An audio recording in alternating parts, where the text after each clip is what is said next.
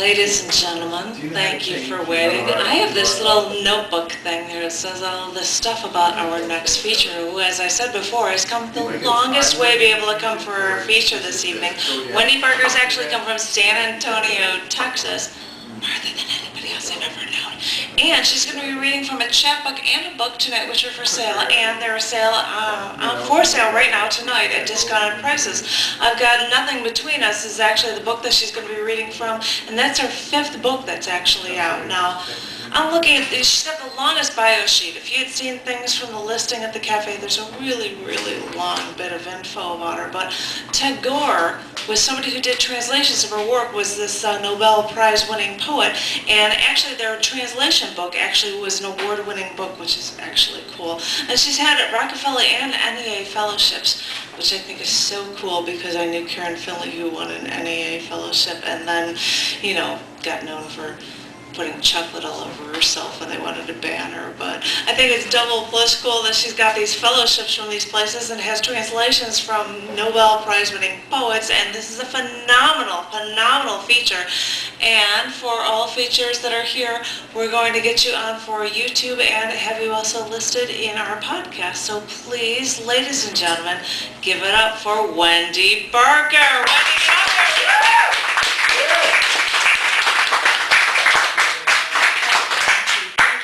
So much, and thank you all for being here. It's so good to hear you read.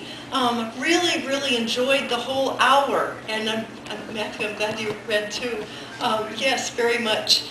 And I want to thank Charlie, because the reason I'm here, I was here to see friends, and I'm reading at UW in Madison and visiting my sister who has a small sheep farm tomorrow and the next few days. But Charlie's and my mutual friend Steve Schrader said, you've got to get in touch with Charlie Newman when you're in Chicago. And thanks to Charlie got me in touch with Janet. And thank you so much for letting me be part of your evening tonight.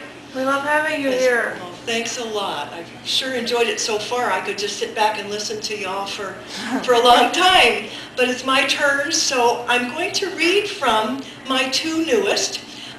Nothing Between Us, as Janet said, is my 5th collection of poems. It's a novel and prose poems based on my experiences when I was teaching in Berkeley, California in the late 60s. It's a love story. It follows a love affair between a young white English teacher and her African-American colleague, a PE teacher and tennis coach. And there are also lots of poems in the book about teaching and various sort of things having to do with the 60s. The chapbook that I'll also read a few poems from is called Things of the Weather. This is always embarrassing to admit in public. Some people get all excited, but usually most people kind of roll their eyes. I love weather. I get fascinated by weather. I actually love the Weather Channel. My husband, Steve Charlie, hates it. He clicks the remote. We don't get to watch the Weather Channel because he is very bored. But I find phenomena having to do with weather really fascinating. And the poems from Things of the Weather are all about various phenomena that have to do with the sky, with the universe, with the weather, the air around us. And Charlie, they all have titles. I'm sorry to say, you'll be very upset, but they all have titles, and actually without the titles, I don't think the poems would work. That these titles, I think, are sort of part of the poem. You all know what sunspots are, those sort of solar flares that occur from the sun. This is a poem about that phenomenon called Sunspots.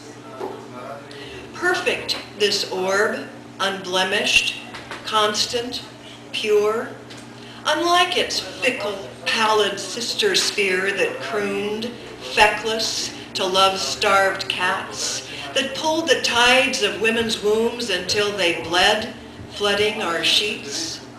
No shadow shapes of rabbits, vague contours of human faces, clear and fat, an egg yolk clean of any slime, a gleaming round, Apollo's lyre, Logos, the lofty eye of God. No splotches on this realm.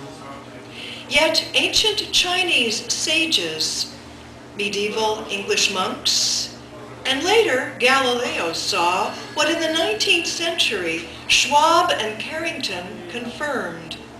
A cyclic rage of solar flares, titanic tongues whose mass ejections hurl 1 billion tons of TNT our way, paralyzing satellites, slicing into messages, our cells. And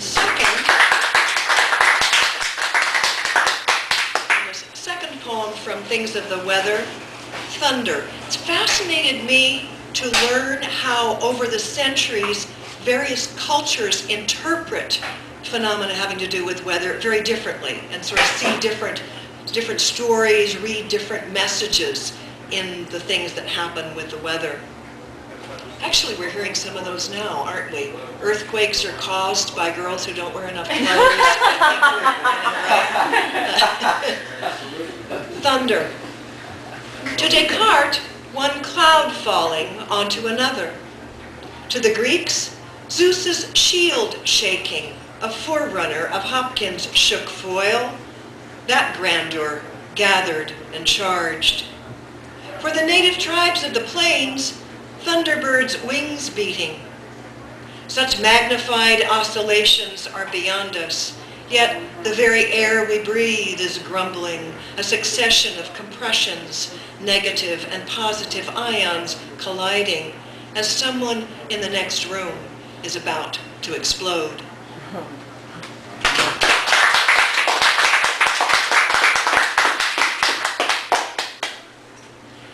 In 1968, some of us in the room are old enough to vividly remember the 60s, and some of us weren't born in the 60s, or perhaps even in the 70s or 80s. But I imagine everybody knows the lore of the 60s. It was an amazing decade. Amazing things happened, lots of changes. And I think sometimes we sort of tend to remember and talk about the kind of hippy-dippy, dopey-wopey, summer of love kind of stuff. And of course the music, obviously, which changed a whole lot. The 60s changed a whole lot. But one of the things that we maybe don't talk about so much is the violence. 1968 was called the Year of Rage. It was a year when Martin Luther King and Robert Kennedy were both assassinated, and right here in Chicago, as you know, the riots around the Democratic National Convention occurred. 68 was a horrifically violent year. It was the year of the Tet Offensive. That was the year that I moved to Berkeley from very WASP, very moderate Phoenix, Arizona, moved to Berkeley to teach in a 9th grade school during the year, at the very time that the Berkeley School District became the first in the country not only to integrate or desegregate all of its schools, but to orchestrate everything with busing so that every single school in the district matched the city's demographics. So that year, all the schools were shifted around, faculty, students were shifted around, and they formed one all 9th grade school. If you can imagine all 14-year-olds in one school. Yeah, right. I remember some of those kids saying, hell is not when you die, hell is junior high. I think we can all identify with that, whatever age we are.